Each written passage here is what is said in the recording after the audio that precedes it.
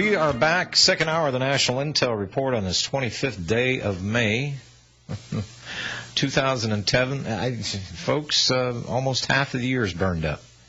Are we having fun yet? And I misspoke. I called Dave in Arizona Joe when we were going out of break. Dave? What? I called Joe Tony. Oh, whoever the hell's on the line.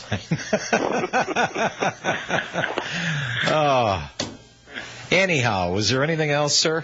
No, thank you very much. Keep up the good work, guys. Oh, okay, thank you. Thank you. I appreciate it. Now can you update my screen so I'm not calling Joe, Dave, or Tony Joe, or whatever? God, you can't even pay for good help nowadays. He says he's great. Yeah, I'm glad you don't have a microphone in front of your face. Okay, now, who is up next? Dave in Arizona. Okay, Dave, I'll get back on track here. Hey, guys. How you doing? Great to speak with you guys. Question, if I could, for Bob about the economy. Do you have an hour and a half for that response? Oh, no, nothing like that. Oh, okay. It's just, in the last short term here, we've had a big sell-off on equities, commodities, and a destabilization of the euro. Are these just attempts to strengthen the dollar?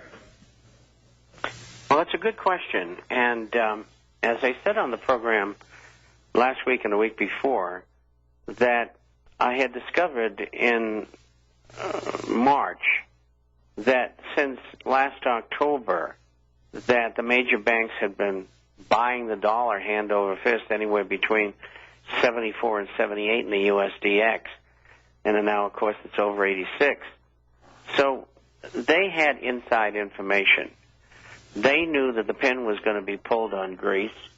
They knew that the euro was going to come under terrific pressure.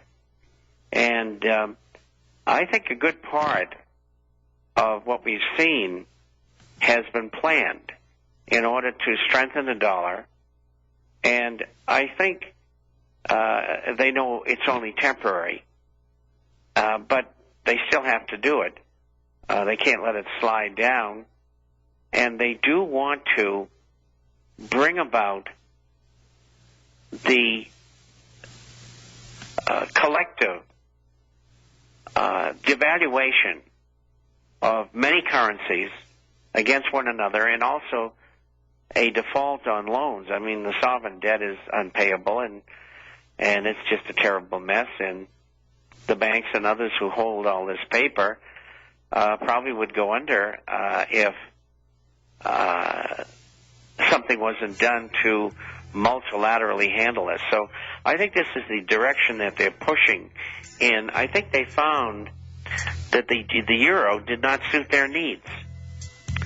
And I think they're very disappointed in the outcome of the European Union as well.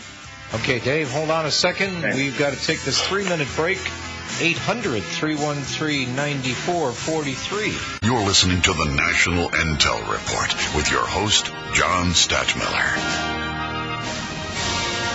Thank you, Tom, for sending over the public servant questionnaire. I will have that uploaded, and that will be on the webpage. Thank you for that.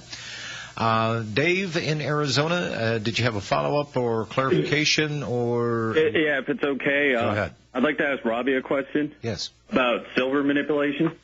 Yeah. What? Can I ask a question here? Sure. Why does everybody just want to talk to me and then I ask the question, or these guys? Well, I could ask you, John. No. Just don't ask me if you can ask them. Just go ahead and ask them. Okay. That's why they're here.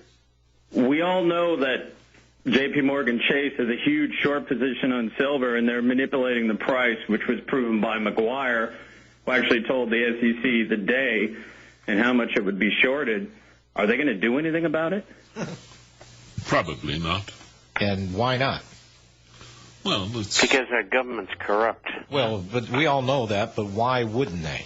Why would they want to not? They don't want it to stop. Well, you've got to understand, we get back to what is trading all about. There are two sides to each trade, willing buyer, willing seller. Mm-hmm. And my speculation, which nobody has addressed, obviously, is that J.P. Morgan most probably has a number of clients that are in the manufacturing business that need silver in order to produce a product. And it behooves them, obviously, to keep these short positions on silver in order to keep the price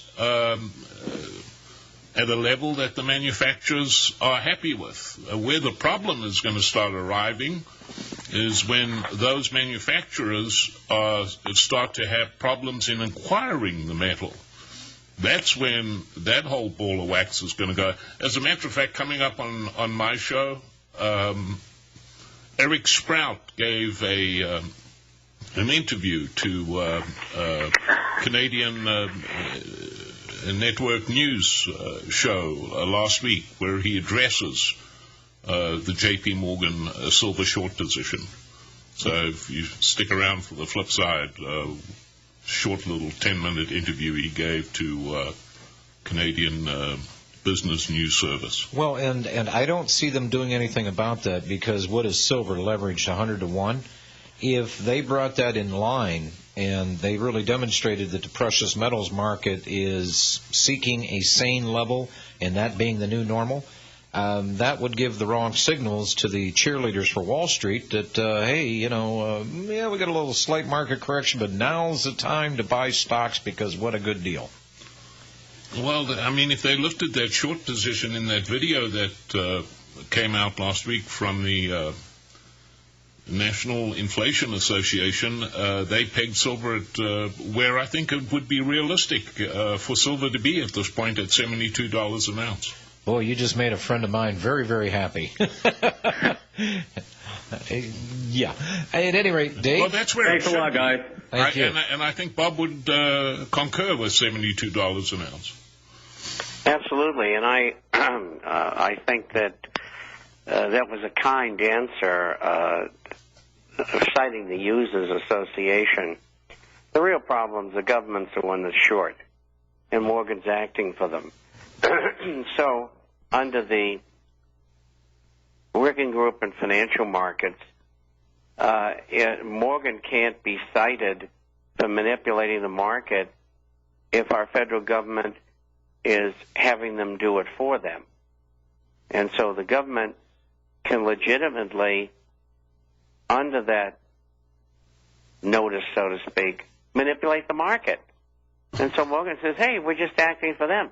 This is what happened in the suit by the coin company in New Orleans against Citigroup and others. And Barrick said, hey, we're selling forward in the market because we're working with the United States government. Remember that? Oh, yeah. Mm-hmm. And let's not forget that when Lehman Brothers went down, Lehman Brothers was holding a very large portfolio short silver, which was inherited by Goldman Sachs.